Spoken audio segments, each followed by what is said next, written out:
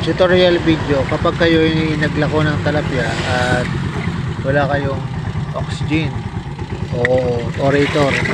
Ganito po yung gagawin. Lagyan nyo po ng yelo at konting asin. Yan, ganyan. Tapos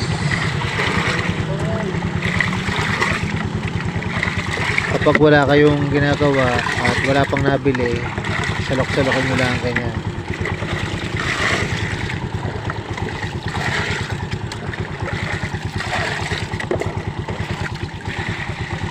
Lagyan nyo yung plastic.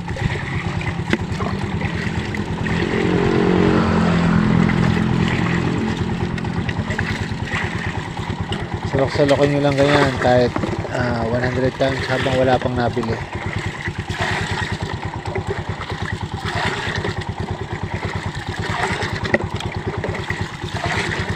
Tapos magdala din kayong konting bangus. Ayan.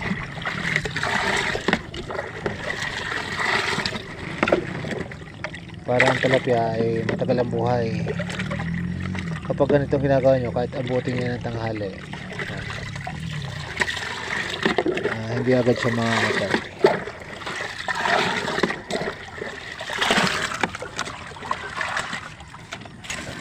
Tilapia forever.